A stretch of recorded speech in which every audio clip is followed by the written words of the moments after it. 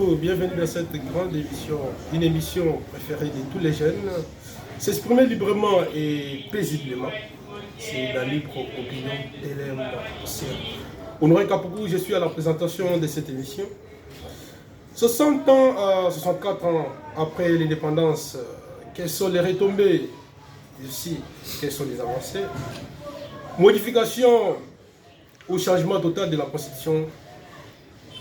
On en parle ce matin avec Maître Taylor Kahani.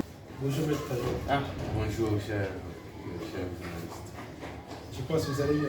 Oui, très bien par la grâce de Dieu, bien que le pays va mal et on en parle tout à l'heure. Est-ce que êtes-vous fier d'être congolais? Très très fier d'être congolais. La nationalité congolaise, c'est une chose que je ne peux au grand jamais vendre dans ce monde. Je suis fier d'être congolais et je le serai pour toujours. Peu importe le million qui peuvent m'être donnés, je resterai intact, loyal à ma détermination et je resterai congolais à vie. Coupé. 100 ans après l'indépendance de la République démocratique du Congo, nous sommes encore trop jeunes. Pensons comme des jeunes. Faisons un débat patriotique. Est-ce que réellement l'homme congolais était prêt d'être indépendant? Merci beaucoup, cher journaliste. C'est une question éminemment très importante. Moi, je veux le dire comme ça. 64 ans après l'indépendance de la République démocratique du Congo, il y a plusieurs choses à dire dans ce sujet. Évidemment, il y a des avancées, mais beaucoup plus les retombées. Les Congolais, moi, selon moi, là, ce que je veux dire n'engage pas le parti, mais va engager moi et c'est mon opinion personnelle. Les Congolais n'étaient pas prêts à se prendre en charge après l'indépendance. La preuve en est que quand le post-colonialisme est arrivé, nous, Congolais, on n'a pas su garder cette richesse que nos pères nous ont léguée. Là, je vais parler de Lumumba, de Kasavubu et les autres. Ils nous ont donné quelque chose de très précieux que jusqu'à aujourd'hui, nous ne savons pas garder. Après l'indépendance, nous avons connu plusieurs fausses notes, plusieurs fausses actions qui, jusqu'à aujourd'hui, énervent ces pères-là dans leur tombe, je le dirais comme ça. On a eu l'indépendance en 1960, Kasavubu est venu, Mobutu, Laurent Désiré Kabila, Kabila le fils et aujourd'hui Tshisekedi. Mais il faut se demander qu'est-ce que nous avons fait de cette indépendance que nous ont légué nos pères. Aujourd'hui, il y a des détournements. Depuis Lumumba, d'ailleurs, c'est Mobutu qui a trahi les combats, en imposant le parti unique dans le pays. Et tous, on sait l'histoire, bien qu'on n'était pas encore nés, on a vu par nos histoires, par des livres, comment le pays s'est gouverné, comment Mobutu a gouverné le pays avec la dictature et tout, la maltraitance des opposants. Et ensuite, Laurent Désiré Kabila est venu. Il est venu par quel moyen? Par un moyen de coup d'État. Il est venu, il a pris le pouvoir. Il avait de bonnes intentions. Là, je les reconnais très bien. Il avait de bonnes intentions. Il était déterminé à développer ce pays.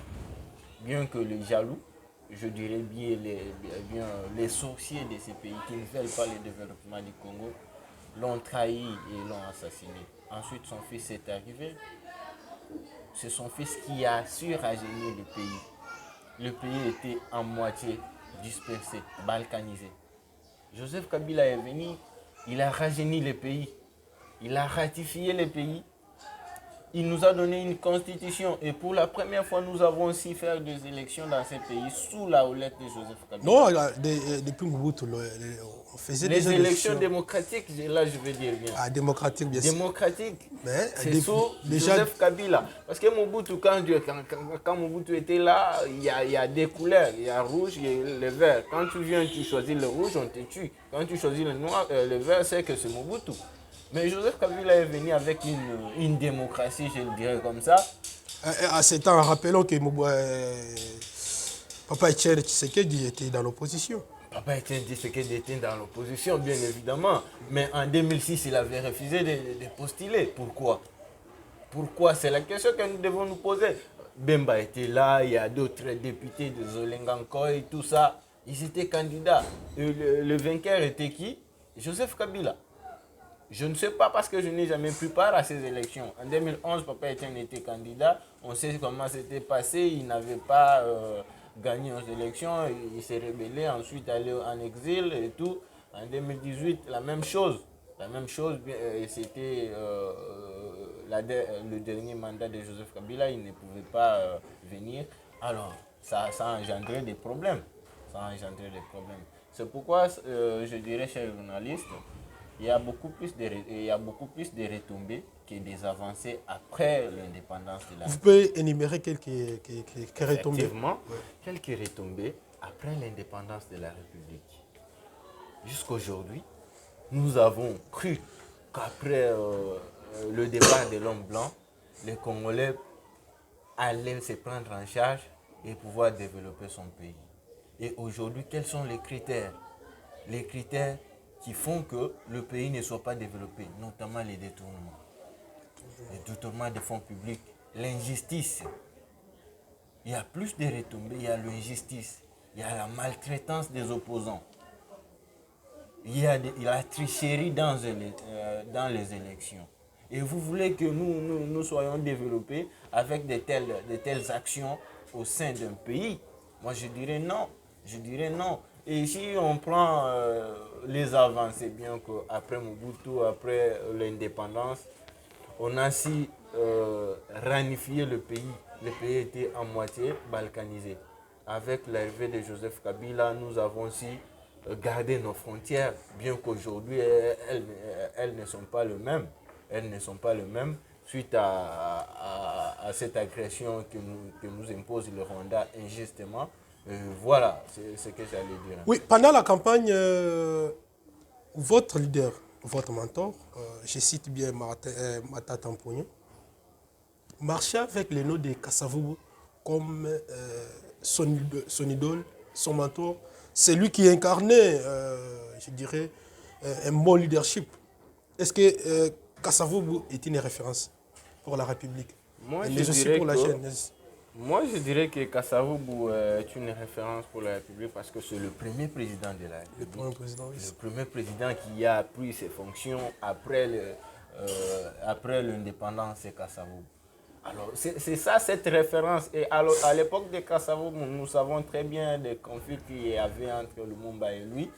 On ne sait pas jusque-là déterminer qui avait raison et qui avait tort. Certains disent que Lumumba avait plus raison que Kasavubu. D'autres, par contre, les nus. Mais Matata Mponyo est allé au Congo central et allé s'incliner devant la tombe de Kasavubu. C'était par respect parce que c'est le premier président de la République. Voilà ce que je peux vous dire quant à ça.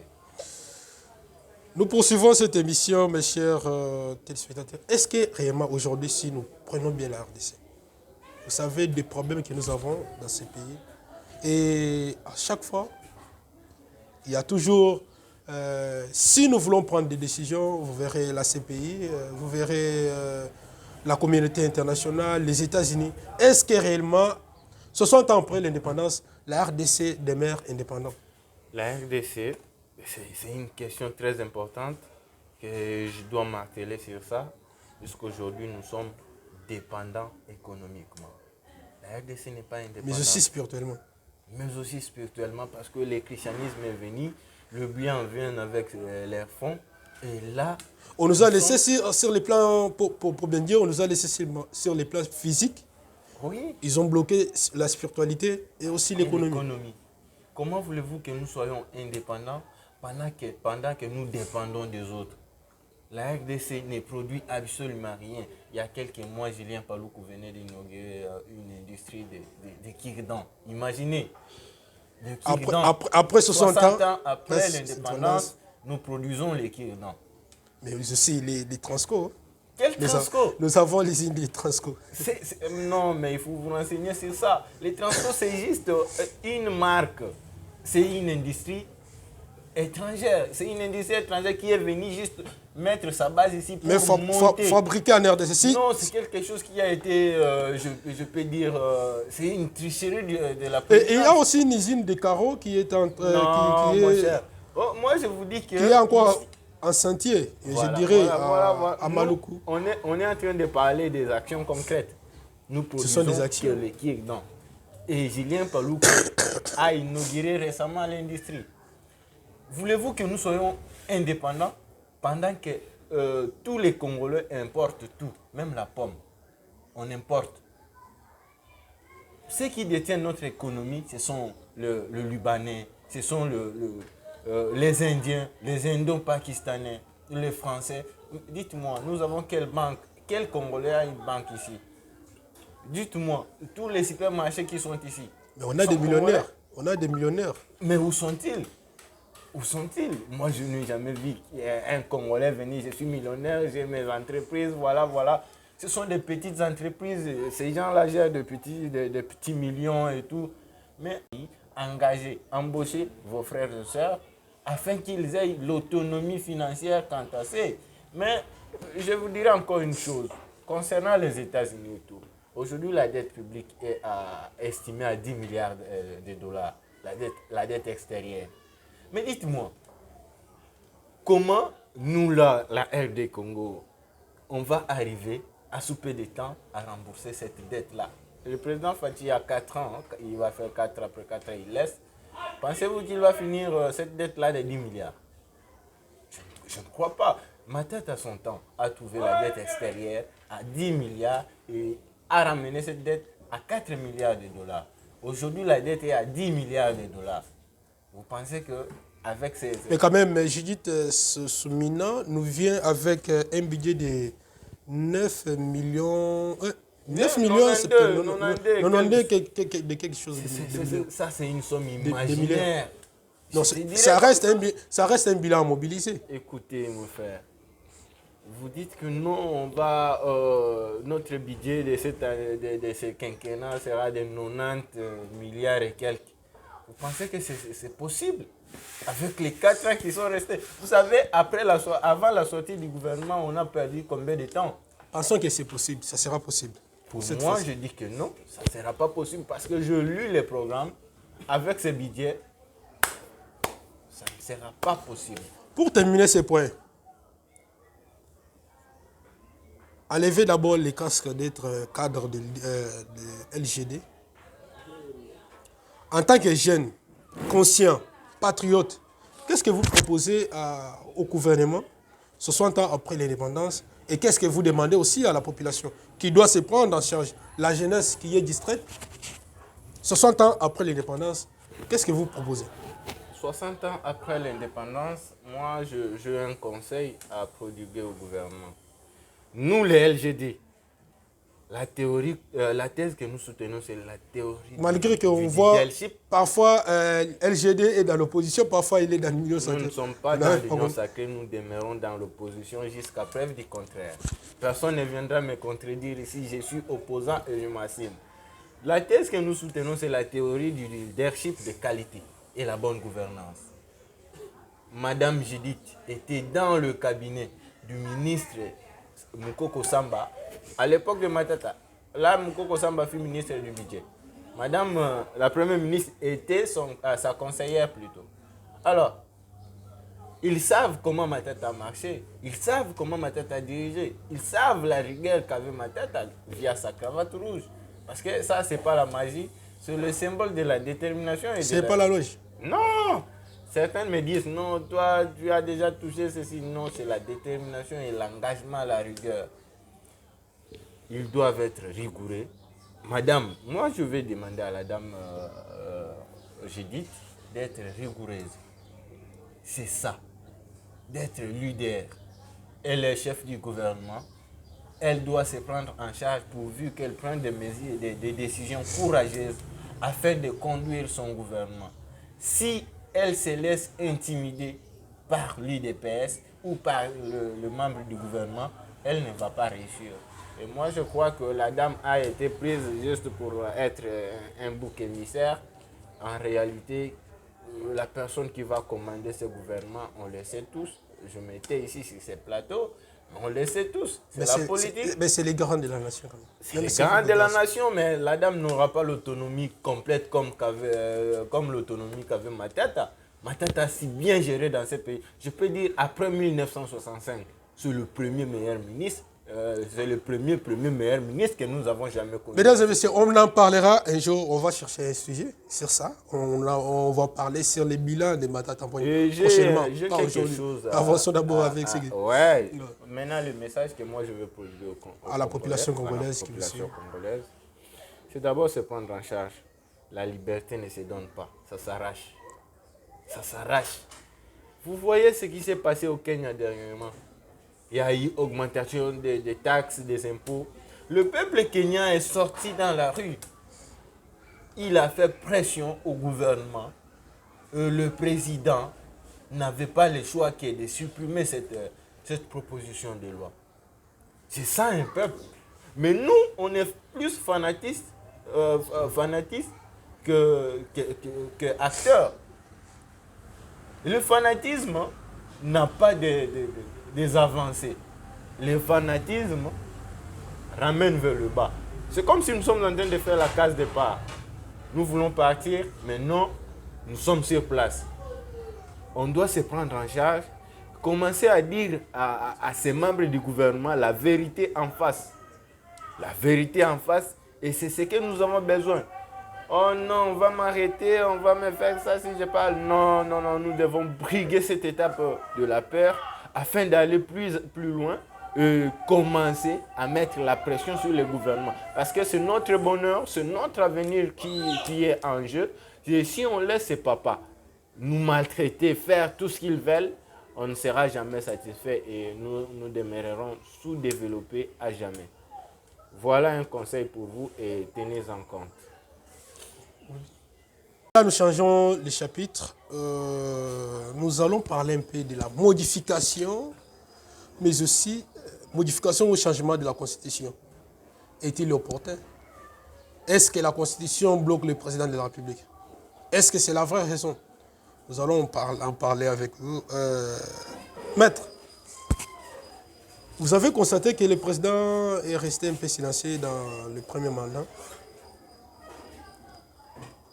La population a renouvelé sa confiance à 70% qu'il a fait. C'est pour la première fois qu'un président au pouvoir ait faire quelque chose de 70% aux élections.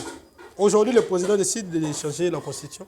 Comment vous, en tant qu'opposant, vous avez reçu ces messages? D'abord, je voudrais rectifier une chose. La population n'a jamais fait confiance ou renouveler les mandats au président de la République.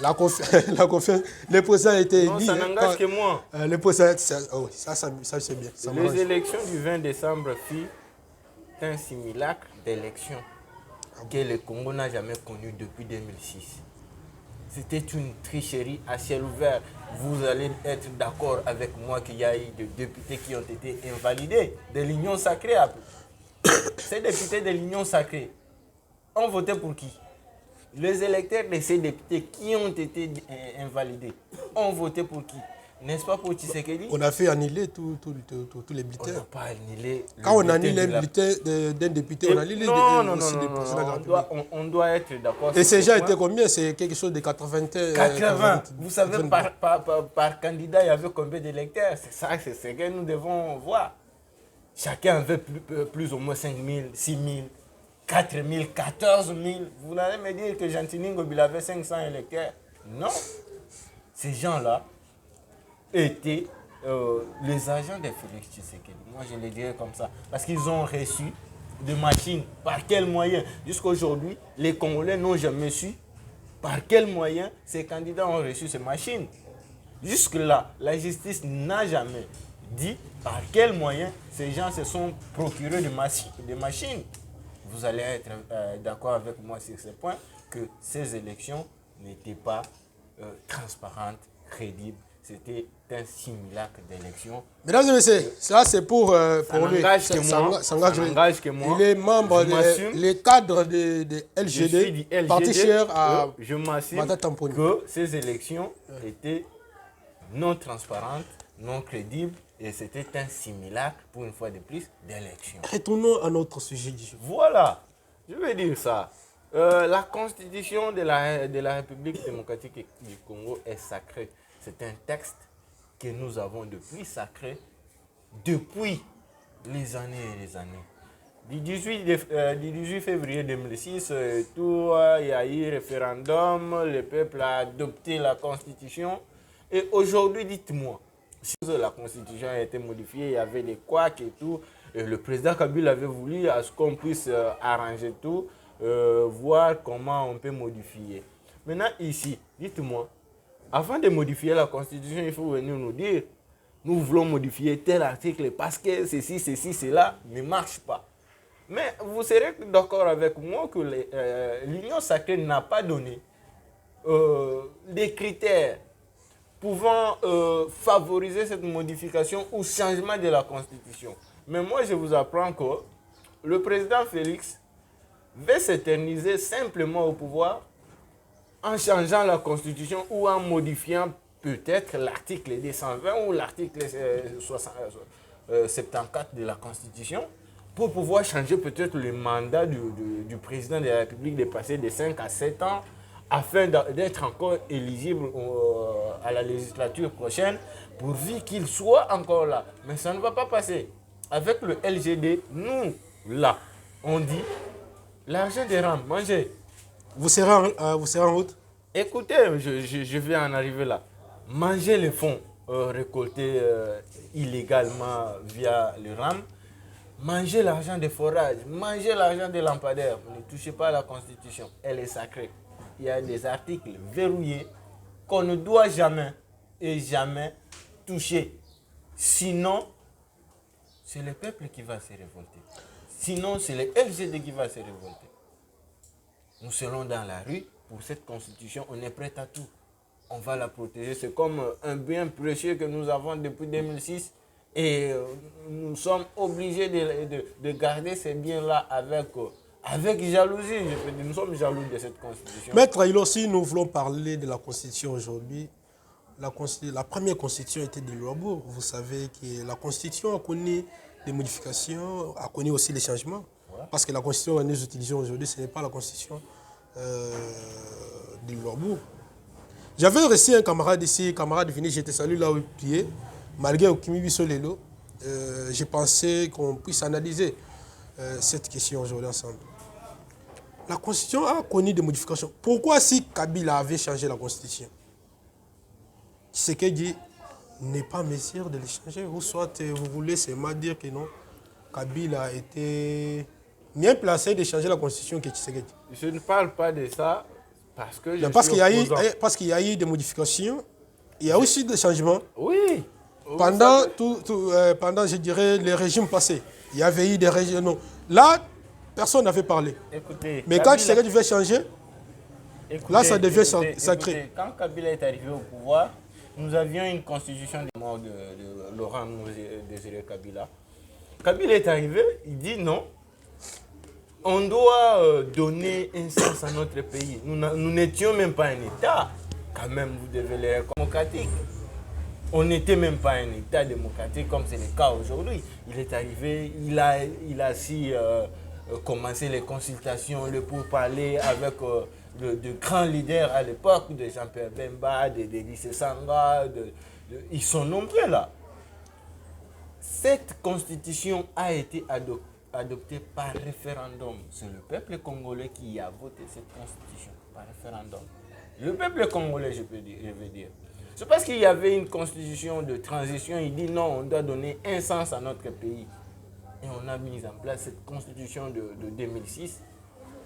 Et maintenant, arrivant en 2011, effectivement, on devait élargir des provinces. Là, on avait 11 provinces et il faut maintenant les ramener à 26 provinces parce que le Congo est tellement vaste. Alors, vous n'allez pas me dire qu'en élargissant le pays, on ne doit pas modifier la constitution parce qu'avant, c'était 11 provinces. Maintenant, là, en modifiant la constitution, on doit inscrire les 26 provinces dans la constitution. C'était une modification justifiée. On constitue un gouvernement. Ils nous met encore un informateur. Ça démontre, ça prouve à suffisance qu'ils n'étaient pas sûrs de leur majorité. qu'ils n'étaient pas sûrs de leur majorité. Bien qu'ils en ont, mais ils ne sont pas sûrs de ça. Kabouya est arrivé, le mandat c'est de 30 jours renouvelables une fois. Il est arrivé, il a fait rapport, on l'a nommé encore. Et dans ces rapports-là, Matata était. Non, Matata n'a jamais accepté. Matata a été réussi par Kabouya, mesdames et messieurs. Écoutez, oui, Matata, c'est l'incarnation de la politesse. Je vais le dire comme ça. C'est un homme très poli. Matata a reçu l'invitation. Mais l'invitation était offerte à toute l'opposition. Mais oui, à chacun des partis de l'opposition. Matata, en tant qu'opposant, qui a reçu une invitation, a dit non, je devais répondre parce que je suis poli. Peut-être certains disent que c'était pour mettre de côté le dossier des Boukangalos. Parce qu'on l'avait dit qu'on doit... On voit donc, là, je dirais... revoir les dossiers. Les procès devraient revenir. Les procès reviennent, moi je vous apprends que ça revient ici au mois de juillet. Nous sommes en cours et au bon processus. Les procès reviennent au mois de février, de juillet ici. Il sera devant le juge. Justement pour l'acquitter. Il n'a plus dit qu'il est malade encore. Non, Matata n'a jamais pris ces mauvaises habitudes de dire non, je suis malade quand il y a les procès qui s'avancent. C'est comme Nicolas Kazadigi s'est envolé vers Paris parce qu'il devait justement répondre devant les juges par rapport à ces mafias commises ici. Tu vois, Matata n'est pas de ce genre de politicien. Il s'assume. Matata, c'est quelqu'un qui sait au moins donner honneur à sa personne. Il s'est donné honneur à sa personne et je vous jure qu'au mois de juillet, on va la quitter parce qu'il n'a jamais rien fait. Je dirais cadre actif de LGD, parti cher à notre papa, pour bien dire. C'est notre papa. Ouais. Il est honorable au sénateur. Député honorable. Là où vous êtes, Matata Ampogno, nous vous saluons. Comment vous êtes déjà à quel niveau avec les partis? Oui, merci beaucoup. Le parti d'abord va bien. C'est un parti de masse, un grand parti de ce pays, qui a des hommes valeureux, je le dirais comme ça. Je dirais que le parti est implanté partout. Sur toute l'étendue de la République. La preuve en est que nous étions en conclave dernièrement. Il y avait les représentants de toutes les provinces. De toutes les provinces, on était en conclave politique au sein du LGD. On a dû évaluer la politique du passé, la politique que nous avons effectuée dans le passé durant les 2 ans que nous avons fait, et une politique prospective vers l'horizon 2028 où Matata sera le candidat potentiel président de la République avec 1000 chances de réussir. Arrivé en 2022, vous allez vendre encore la vision.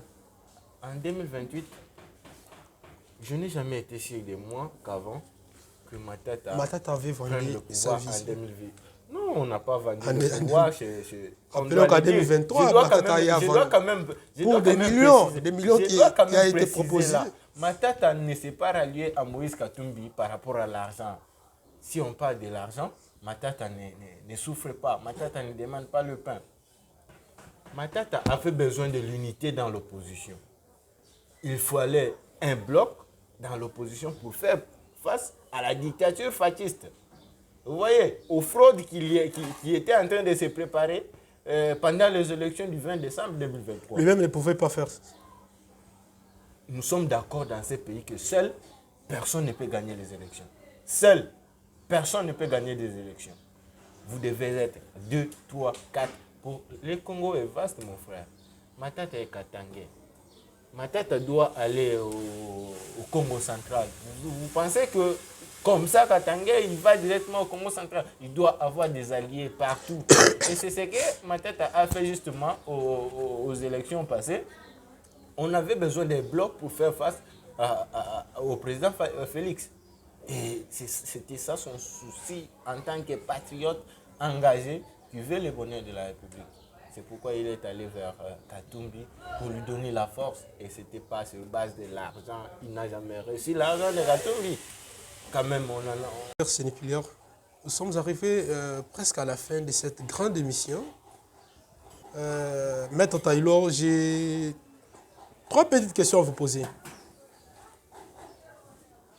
Vrai ou faux, Félix Antoine Tshisekedi Tshilombo est un dictateur? Vrai. Vrai. Vrai ou faux, les élections de 2023 étaient juste... je dirais, ces élections n'étaient pas transparentes et aussi crédibles. Vrai. Vrai ou faux, Matata Mponyi est en train de se préparer pour affronter la justice? Vrai. Vrai ou faux, Matata sera candidat en 2028? Vrai. Quel est le dernier mot que vous placez aujourd'hui à tout le monde qui vous suit? Ouais, à tout le monde qui me suit de partout, je suis Taylor Karanja, membre militant du LGD. Peuple congolais, l'heure n'est pas à la distraction, l'heure n'est pas à l'accompagnement des leaders politiques mafieux, des leaders politiques détourneurs, voleurs. Engageons-nous derrière Matata dans le LGD pour pouvoir faire bloc à cette dictature en 2028 et prendre le pouvoir pour espérer un développement durable, je dis bien, pour le bonheur de tous les Congolais. Quoi de mieux que de donner la chance au LGD, qui est un parti de valeurs, un parti qui a tous les potentiels possibles en termes d'intellectualisme, en termes de moralité, pour pouvoir donner sourire aux Congolais qui pleurent depuis plusieurs décennies. Une fois de plus, faites-nous confiance, vous ne serez pas déçus. Merci beaucoup. Vous avez des salutations? Oui, évidemment, j'ai quelques salutations. Il y a certainement plusieurs personnes qui vont me suivre. Je salue un grand frère, c'est un grand frère, mon jeune Kaniba. Et effectivement, ma sœur qui me suit aussi, qui va me suivre certainement, Généreuse Ilondo. J'ai 2 amis aussi qui doivent certainement me suivre, c'est Abelante Beki, Albert Somangele. Je vous salue. Vous avez oublié la famille Ek, la haute école. Ma famille Ek, la L2 informatique, je vous aime beaucoup. Les CP Là, je vois Aristote, les CP, vous êtes nombreux vraiment. Voilà, encore une personne que je peux ajouter, le CP Dabo Stani. Je vous aime beaucoup. Merci pour votre soutien, merci pour vos encouragements. On est là et on espère faire des grandes choses. On espère faire des grandes choses. Et à mon frère Obed Asilate, je te salue. On ne pouvait pas terminer cette émission sans saluer les leaders. Un mentor aussi, sur les plans journalistiques. Théodore Lumbu, vous êtes vraiment à Yamotem. Là où vous êtes, sentez-vous à l'aise avec toute la famille. Salut aussi comme ça le président de la fondation Mouelama Niji Bébé, maître Biamba Mbombo Jean-Baptiste, le chouchou de la FONA, l'homme. Vraiment, c'est une fondation, je dirais une fondation qui est en train de se distinguer par la façon de faire les choses. Je dirais. La fondation a au moins 50 boursiers à l'IEC, à la Haute École de Commerce de Kinshasa, quelques jeunes à l'INPP, mais aussi cette fondation aide les vulnérables, mais aussi les gens qui travaillent déjà. Bon, on en parlera à un moment donné. Merci beaucoup aux ingénieurs qui étaient derrière ces caméras. Merci, à la prochaine.